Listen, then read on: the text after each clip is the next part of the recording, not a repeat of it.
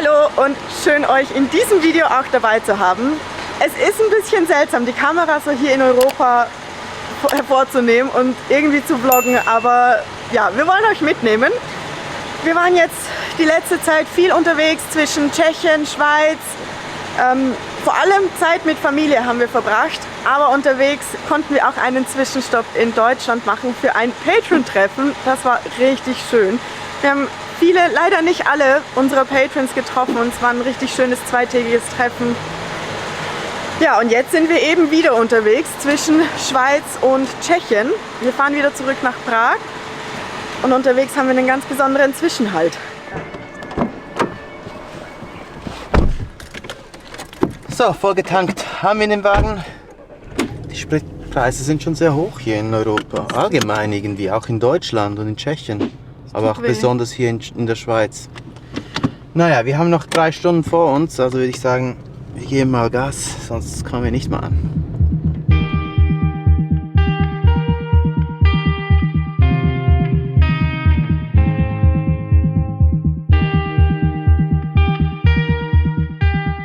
Die erste Grenze haben wir hinter uns. Wir sind jetzt nach Österreich reingefahren. Es sind nur ein paar wenige Kilometer hier, dann geht es nach Deutschland rein, bevor es dann eben nach Tschechien reingeht. Und ich finde gerade diese Strecke ist so wunderschön. Findest du nicht? Ja, vor allem mit den Alpen, die man hier auf der Seite sieht. Und irgendwie merkt man nach so langer Zeit, wie sehr wir diesen Ort vermisst haben, nicht? Ja, also ich finde die Alpen sind schon einfach, das gibt's nicht nochmal. Ja. Wie man das auch unterschätzt, wenn man so lange reist. Ja, wie schön es eben auch zu Hause ist. Ja, aber was man eben auch auf der Reise, was wir unterschätzt haben, ist, wie konkret auf einmal eigentlich ja, völlig abwegige Ideen werden können. Wir haben ja, also es geistert uns schon sehr lange etwas im Kopf herum und gerade in Buenos Aires hatten wir doch auch ein bisschen mehr Zeit, uns damit eingehender zu befassen. Und jetzt sind wir an dem Punkt, wo sich einfach eine Gelegenheit geboten hat, die wir wohl wahrnehmen. Also Ja. hatten wir gar nicht auf dem Schirm. Wir hatten gar nicht vor, konkret zu werden, nicht zum jetzigen Zeitpunkt. Aber ihr kennt das ja vielleicht. Manchmal hat man einfach so eine Idee im Kopf und auf einmal gibt sich eine Gelegenheit, wo man das Gefühl hat, das kann man sich nicht entgehen lassen.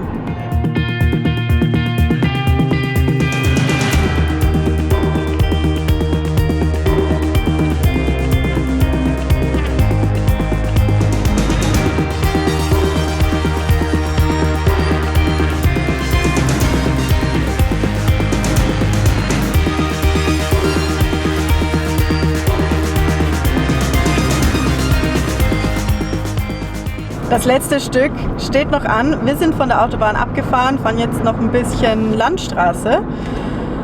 Und ich muss einfach sagen, erstes Mal, die Distanzen sind seit der Reise wirklich relativ geworden. Schon, oder? Ja, auch 400 Kilometer sind einfach so und man ist da. Ja, aber man muss auch sagen, es sind auch die europäischen Autobahnen. Ja. Also die machen wirklich sehr viel aus. Keine Schlaglöcher, die man unerwartet vielleicht ja, in der Fahrbahn rennende hat. Tiere, die auf die Fahrbahn rennen. Genau, keine Überholmanöver im Gegenverkehr hinter der Kurve. Also es hat schon was für sich. Ja, und hier jetzt diese Landschaft ist ja natürlich auch wieder wunderschön. Wir sind in Bayern. Wir sind noch etwa 10 Minuten von unserem Ziel entfernt. Oh, ich bin ein bisschen aufgeregt. Ich habe so ein bisschen so ein Kribbeln.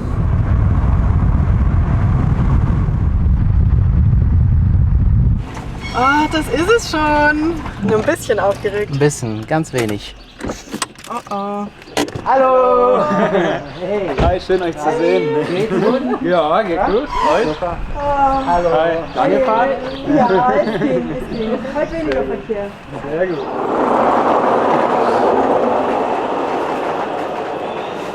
Oh.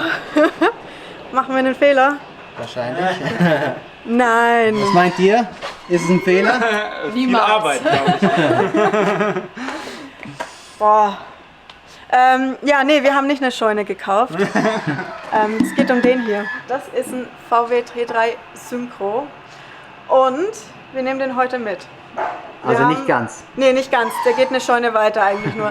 Aber ja, wir haben ja schon länger mit einem Synchro so ein bisschen geliebäugelt. Und jetzt hat sich einfach die Gelegenheit so ergeben, dass wir nicht Nein sagen konnten. Und ja, Es war auf jeden Fall auch eine Bauchentscheidung, aber ich glaube schon, dass das eine gute war.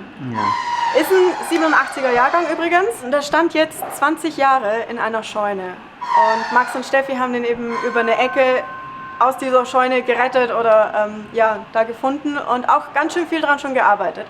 Also wir sind froh, dass wir jetzt da einiges an Arbeit schon abgenommen bekommen haben. Ja, und kennengelernt haben wir die zwei über Social Media. Wie könnte es anders sein heutzutage? Aber auch über Sven und Caro. Also wenn es schief geht, dann sind die beiden schuld. Genau, wir schieben es alle auf die. Ja.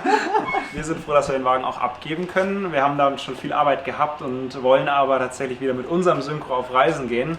Und der ist ja auch richtig geil, euer Synchro. Ja. Das ist unser Synchro, mit dem waren wir auch schon in Nordamerika unterwegs und ja, jetzt wollen wir gerade uns vorbereiten für die nächste Reise sozusagen. Somit ist jetzt dann die Zeit der 3 VW-Busse in unseren Händen vorbei, würde ich sagen. Also wir waren echt, es war einfach ein kleines Goldstück, sage ich mal, was wir gefunden haben. Wir haben echt jetzt viel auch dran gearbeitet und sind auch richtig gespannt, quasi euer Projekt dann zu verfolgen, wie es jetzt wird.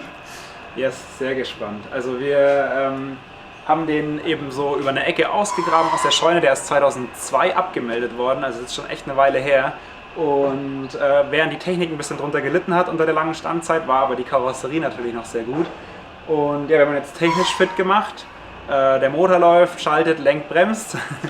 Haben wir alles schon getestet? Habt ihr schon getestet, genau, schon eine Probefahrt gemacht. Und was jetzt in erster Linie halt noch offen ist halt die Karosserie. Also der grobe Rost und so ist raus, aber es sind jetzt noch viele kleine Blessuren, um die sich halt noch gekümmert werden muss. Und dann muss man vielleicht auch nachlackieren, weiß ich nicht genau, was ihr da vorhabt. Aber genau, ich glaube, ihr werdet was richtig Cooles draus machen. Ich bin schon sehr gespannt und ich bin sehr, sehr froh, dass er in gute Hände kommt. Werden wir viele Abenteuer damit erleben? Auf jeden Fall. Und wenn ihr aber auch die Abenteuer der beiden nicht verpassen wollt, wir blenden euch hier ihr Social Tag, nennt man das so, ein, den Namen, unter dem ihr sie findet, oder auch unten in der Videobeschreibung. Und ja, wir waren vor einer Woche hier schon mal und haben uns den Synchro angeschaut. Und eigentlich waren wir uns gar nicht sicher, ob wir den nehmen würden. Aber ja, ihr kennt's. Man sieht das, man verliebt sich und dann passt es. Und es war wirklich Liebe auf den ersten Blick. Wir wissen, es gibt richtig viel noch zu tun, aber wir freuen uns auf dieses Projekt. Aber das heißt noch lange nicht, dass unsere Reise fertig ist. Denn Jimmy, der ist ja immer noch in Uruguay. Und ja, wir freuen uns auch, wenn es da wieder weitergeht. Aber ja, die Gelegenheit hat sich so ergeben und manchmal muss man einfach die Sachen so ergreifen, wie sie sind. Und sind richtig froh, auch Max und Steffi kennengelernt zu haben. Also zwei richtig coole Menschen. Ja, von dem her eine tolle Geschichte hier. Wir jetzt nochmal irgendwas abgesprochen haben, irgendwelche Zeit. Dann allzeit gute Fahrt. Dankeschön. Und macht es gut. Ich bin so aufgeregt, aber es wird cool. Und wir kommen einfach wieder, wenn wir Fragen haben. Es wird ein Projekt und es wird cool mit vielen Erfahrungen. Bestimmt. Und vielen Abenteuer. Nerven. Das sowieso. Ach, Ja. Viel Schokolade hilft. Aber hier sind die Schlüssel, die 573 Schlüssel. Und hier die Papiere, also wir können los. Oh. Also das Einsteigen ist hier schon ein bisschen anders. Ich ist weiß auch nicht, viel höher als wir unsere sind Sprinter. höher, oder? Ja, viel höher. aber es fühlt sich gut an. Irgendwie, also jetzt, wo es wirklich konkret wird, erlaubt man sich auch eher so ein bisschen die eigene Vision hier so zu projizieren und zu sehen, wie das eventuell aussehen könnte. Max und Steffi haben ja eine mega Arbeit schon geleistet, aber natürlich sehen wir auch, was wir gerne noch ändern möchten. Und ein Ding ist zum Beispiel auch die Multivan-Ausstattung, von der wir einen großen Teil nicht brauchen werden. Aber ja, Schon eine das verrückte wird Geschichte gut. hier. Ja, ziemlich verrückte Geschichte. Und zur Multivan-Ausstattung gehört dieser Tisch, diese Sitzbank, die blauen Paneele und dieser Sitz, der quasi nach hinten schaut. Alles Sachen, die wir nicht brauchen werden. Wir wollen dieses Fahrzeug wirklich als kleines Expeditionsmobil umbauen, oder? Ja, wir haben schon ein bisschen was vor damit. Ja. Und falls jemand von euch den Vergleich hat von Hochdach zu Klappdach, schreibt doch gerne eure Präferenz unten in die Kommentare rein und vielleicht auch wieso, also was euch dazu bewegt. Denn wir sind wirklich noch unentschlossen. Wir wollen auf jeden Fall Stehhöhe haben auf die eine oder andere Art, aber können uns einfach noch nicht entscheiden. Auch wenn wir noch ein bisschen Zeit haben, aber irgendwas müssen wir da machen. Mit unserem Sprinter Jimmy kommen wir ja schon an sehr vielen Orten hin, wo wir hinwollen. Aber so die letzte Meile auf dem Sand oder am Strand, da können wir einfach nicht hin, weil wir halt kein 4x4 haben, keine Sperren haben. Und hier mit dem Synchro haben wir 4x4 Fahrzeug und noch eine Hecksperre und eine Vordersperre. Roberto hat ja vorhin schon gesagt, das heißt nicht, dass wir die Panamerikaner nicht fahren. Ich freue mich auch schon riesig, mit Jimmy durch Südamerika zu fahren. Aber es gibt ein paar Dinge, die wir erledigen müssen, bevor wir wieder zur Panamerikaner fahren. Und zwar wollen wir hier auf jeden Fall einen TÜV machen. Der wird ein bisschen umfangreicher sein, weil das Auto so lange abgemeldet war. Und wir haben ja einen Wohnsitz in Tschechien. Also wir sind da gemeldet. Das heißt, wir müssen das Fahrzeug auch nach Tschechien bringen und da importieren und ummelden, damit es in Tschechien auch registriert ist. Das wird auf jeden Fall auch nochmal ein Prozess. Aber ja, Max und Steffi wollen uns ja auch dabei noch helfen. Da sind wir richtig, richtig froh. Sie kennen sich da auf jeden Fall sehr gut aus, zumindest mit der deutschen TÜV-Geschichte. Aber wir sind zuversichtlich. Also der Wagen ist ja in so einem guten Zustand. Wir haben eigentlich keine Zweifel, dass der da gut durchkommt. Und der Rest ist dann eher Papierkram.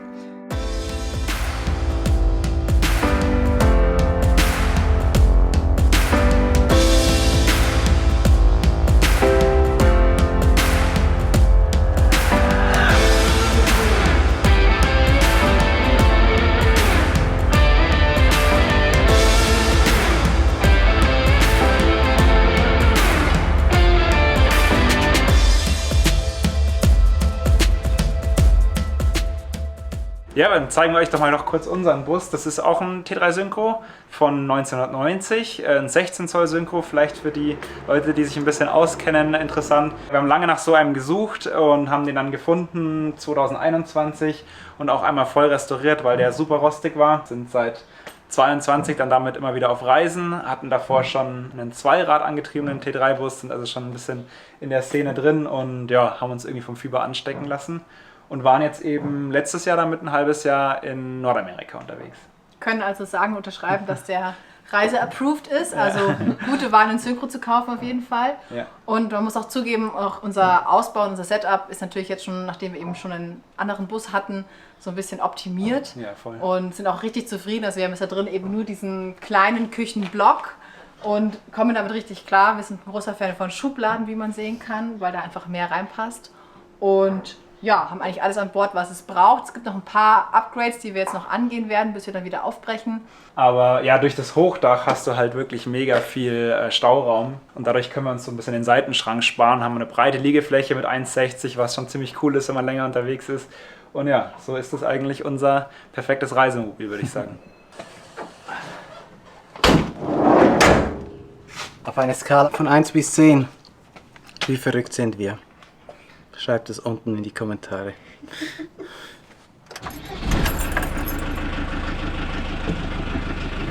Schnurrt wie ein Kätzchen.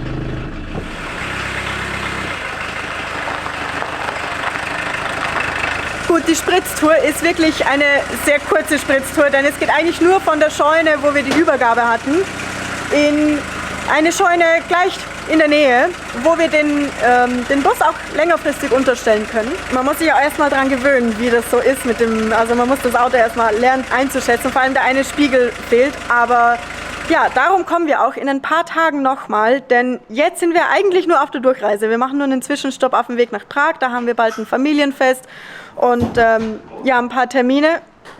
Alles okay? Ja. Da poltert es halt ein bisschen in der Scheune. Ja, und darum kommen wir dann in ein paar Tagen nochmal und machen so ein paar Kleinigkeiten, technische und eben auch den TÜV. So. Ja, weißt du, was ich gerade gemerkt habe? Ich Was? wusste nicht, wie ich vom Bus reden soll. Wir haben keinen Namen.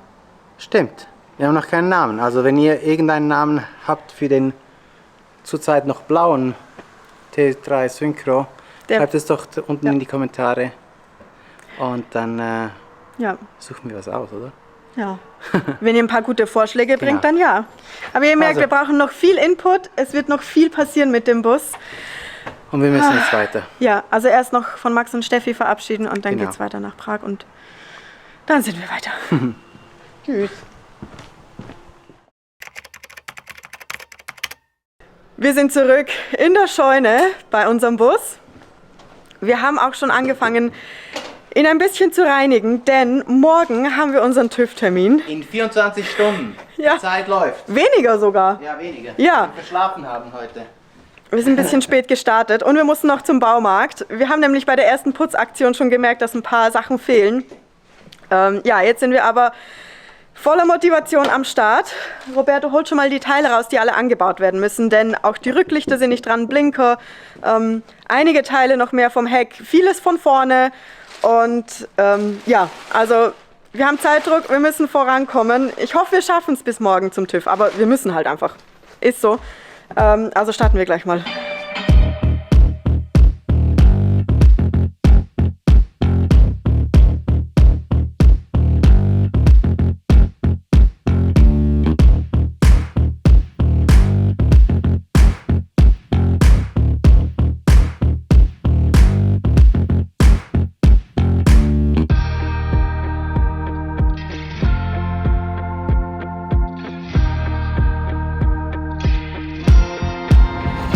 Die Lichter sind kurz angeschlossen. Jetzt müssen wir mal kurz schauen, ob sie funktionieren, denn ja, Plus und Minus ist ja ein bisschen schwierig zu erkennen. Also testen und hoffen, dass keine Sicherung rausfliegt. Oh oh. Hinten funktioniert es auch. Cool. Sehr gut, schon mal was richtig gemacht. Weiter geht's. Soll ich da nochmal umstecken? Das hat ja das Schwarze funktioniert, wie ich umgesteckt habe. Es fing so gut an, aber die Warnblinker funktionieren nicht. Wir haben jetzt auch hinten die Lichter nochmal kontrolliert. Funktioniert doch nicht alles. Die Sicherung ist durch. Ach so, na dann. Ja.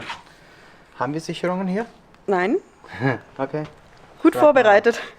Schau mal kurz. Aber die Sicherung ist ja noch das kleinere Problem. Also das ist ja ein gutes Szenario, wenn es nur das ist. Jetzt warten wir mal, bis Steffi Also den es findet. funktioniert trotzdem nicht. Nee, das würden wir, denke ich, sehen, oder? Ja. Kommt quasi von der Batterie und versorgt alles im Alles. Sicherungskasten Okay, mit das ist Plus. Ja. Und dann geht halt nichts mehr. Okay. Und der rechte? Und das rechte ist anscheinend das Licht. An, beides an, normal. Wir haben den Fehler zum Glück gefunden, also Max hat den gefunden. Ja, hier am Sicherungskasten ist ein Kabel, welches zum Licht geht. Das sitzt gar nicht fest und ja, das hat einen kleinen Wackel. Können wir heute aber so nicht mehr lösen, denn morgen geht es jetzt zum TÜV. Wir wissen, wo das Problem ist und wir haben es jetzt mal so fixiert, dass es halten sollte. Ja, und danach schauen wir weiter.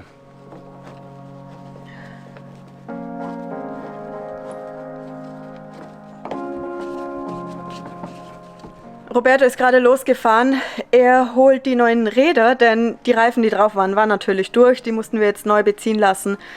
Die holt er ab und dann kommen die auch auf dem Bus dran. In der Zwischenzeit schlage ich mich hier mit der Verkleidung der Beifahrertür rum, denn hier ist der Außenspiegel kaputt, den müssen wir austauschen. Und dafür müssen wir aber an die Kabel ran, die hier hinter der Verkleidung ist. Ich bleibe gerade hier an der Box hängen. Irgendwie, ja, ich habe Angst, die einfach wegzureißen. Wahrscheinlich ist die einfach reingeklipst und anders geht's nicht. Aber ich habe ein bisschen Angst, ich will es nicht kaputt machen. Darum warte ich jetzt auf Steffi. Die hat nachher vielleicht kurz Zeit und kann mir zeigen, wie sie das bei ihrem Bus gemacht hat. Und ja, danach kommen die neuen Räder dran. Genau, beim Tank müssen wir noch was machen. Und ich glaube, das sollte es dann auch schon sein. Wahrscheinlich fällt uns dann noch was ein, das wir vergessen hatten und was doch noch gemacht werden muss. Aber soweit, glaube ich, sind wir gut dran. Ja, mal sehen.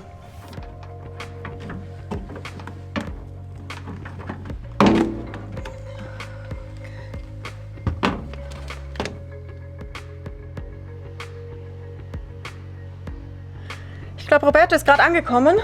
Ich will ihm kurz helfen. Hola. Hola, Schnüffeli.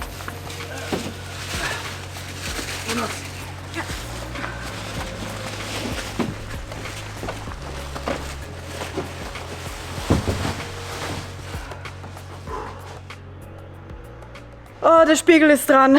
Ich habe viel über Seitenverkleidung gelernt. Er ist jetzt auch nicht der schönste, aber er funktioniert und er kommt durch den TÜV. Das ist das Wichtigste. Und wir überlegen dann sowieso komplett andere Spiegel ranzutun, also langfristig. Von dem her ist das jetzt eigentlich egal, sie müssen einfach funktionieren. Und Roberto parkt jetzt um, es wird langsam ganz schön dunkel nämlich. Wir gehen jetzt vor das Scheunentor, um noch das mit dem Tank zu machen und um die Reifen zu wechseln.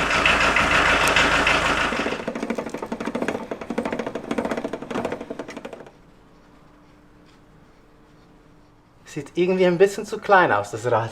Es sieht so witzig aus. Nicht? Ja. Spielzeugreifen. Ja, schon. Naja, muss halt so durch den TÜV. Ja. Die Reifen sind montiert, zumindest 3 davon. Sieht schon witzig aus, so diese kleinen Reifen, aber das werden wir irgendwann mal in Zukunft ändern. Für den TÜV müssen die dran, das sind die Originalreifen. Eine Seite ist noch nicht komplett fertig, die hinten rechts, denn da ist auch der Tankdeckel und dafür müssen wir noch diese Dieselrohre montieren. Jedoch können wir die nicht einfach so einbauen, dafür muss der Stoßdämpfer nicht weg, aber der muss gelöst werden, damit wir das Rohr hinter dem Stoßdämpfer durchführen können, sonst passt er nicht rein. Und ja, die 2 Rohre müssen richtig fettig auch sein, damit sie hier durch diese eine Öffnung reinpassen. Also eine richtige Schweinearbeit, die uns bevorsteht. Und Das Beste kommt immer zum Schluss, genau, oder? und sonst sind wir eigentlich soweit fertig. Also, Ja, also jetzt das Rad noch- müssen wir dann noch wechseln. ja genau, noch das letzte Rad müssen wir noch wechseln. Aber soweit ja, kommen wir voran. Der Tag ist zwar schon fast um, auch wenn es so ausgesehen hat, als hätten wir nicht viel gemacht, aber irgendwie zieht sich halt alles immer so in die Länge. Deshalb, hier geht's weiter. Einfach mal alles einfetten, komplett. Ja.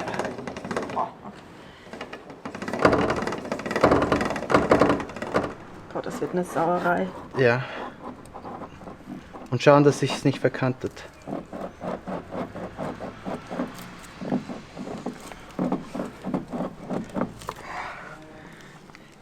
Geht's? Ja, immer. Ist schon fast schon soweit. Ja, Okay. jetzt kommt's. Okay, wir müssen es nachher ein bisschen putzen. Ja. Das schwarze Zeug hier ist eigentlich das, was man auf die Reifen tut, wenn man sie aufzieht.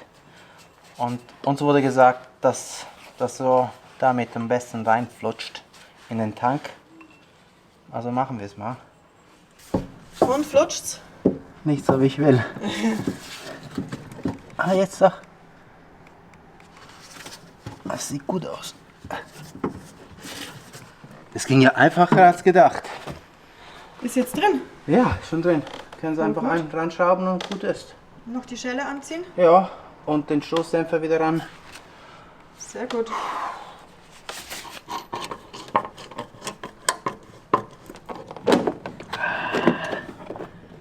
So. Was für ein Tag.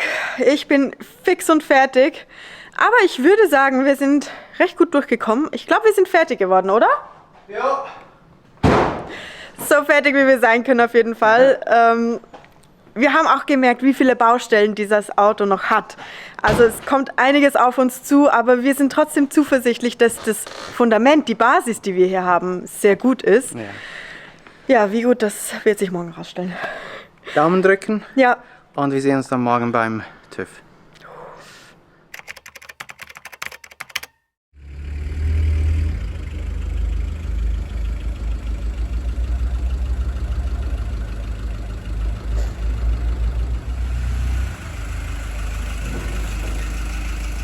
guten Morgen. Sie haben gerade den Bus hier beim TÜV schon reingeholt. Kaffee haben wir auch bekommen, die sind total nett hier. Ja, jetzt schauen wir mal, wie der Prüfer das alles findet, was er alles am Bus findet. Wir sind richtig aufgeregt. Ich glaube, so aufgeregt war ich beim TÜV noch nie, nicht mal beim Sprinter. Aber ja, wir gucken mal, was der sagt und hoffentlich kommt er durch.